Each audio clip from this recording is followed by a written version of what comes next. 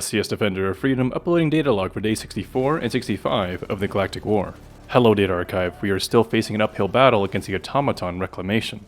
We have failed the major order to defend 5 planets, and will start by recapping the events throughout this major order. The Reclamation began with the automatons gaining control over Cyberstan and the Valda sector. Our major order was called to defend at least 5 different planets over the course of 3 days. Helldivers then rushed to the defense of Court Bay, Lazath, and Menkent, with very large automaton fleets sent to each planet. Helldivers started with focusing on the defense of Menkent, protecting the Hydra sector to prevent deeper bot access into our territory. As a result, we lost control over Court Bay and Lazath of the Lakai sector due to lack of reinforcements. This gave our electronic enemies full control of the sector, with only one successfully defended planet in the first day. On day 63, we saw attacks on Matar Bay, Vernon Wells, as well as another attack on Menkent by the bots. The largest toaster fleets were sent to Matar Bay and Menkent to break into the Andromeda and Hydra sectors, with the smallest attack we have yet seen reaching Vernon Wells. We believe the cause for this reduced size is the failed defense in Lazath still succeeded in destroying a large fraction of the invading legion. Helldivers chose to focus on the defense of Vernon Wells. Once again, like the previous day, this choice caused the sacrifice of Matar Bay and the second defense of Menkent. This allowed the appliances to break into both the Andromeda and Hydra sectors, leaving only 2 defenses complete after 2 days. On day 64, these losses pushed further attacks in the Andromeda sector on Marfark and Martail, as well as another round of attacks on Vernon Wells. The size of these attacks were the smallest we have yet seen. It is possible the initial offensive has been worn down and beginning to spread thinner across the many planets claimed. The majority of Helldivers chose to hold Vernon Wells and stop the automaton advance in the Hydra sector.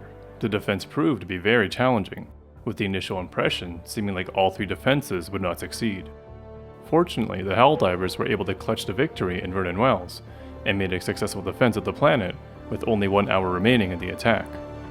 Unfortunately, Martail and Marfark fell to the automatons. While there is nothing the Helldivers are not capable of, the major order failed to complete. The automatons now control our beautiful planets, despite the relentless efforts of the Helldivers. This cowardly bot attack has caused the loss of countless lives, with their votes forever lost. In response to the increased threat level, High Command has now authorized Helldivers to requisition Level 4 ship modules. The ship modules include the Hangar XXL Weapons Bay. We are increasing the explosive power of our Eagle fighters by removing pointless safety features to make room for more bombs. Eagles that drop multiple bombs will now drop even more bombs. The Bridge Enhanced Combustion increases the firepower of our incendiary stratagems. A complex mixture of accelerants include capsaicin and alloisothiocyanate, to not only make our enemies feel the burn, but taste the burn as well. The Robotics Workshop Blast Absorption reinforces our sentries with packing peanuts, expanded polystyrene pieces, to improve sentry resilience. Superior Packing Methodology, SPM, authorizes an 8-week crew training course in SPM, resulting in increased supply box capacity. We have heard some complaints from our Helldivers that the supply boxes are not yet refilling their support weapons completely. We have advised them to consider if 8 weeks have passed yet for the crew training. High Command encourages all super destroyers in the fleet to requisition these new upgrades.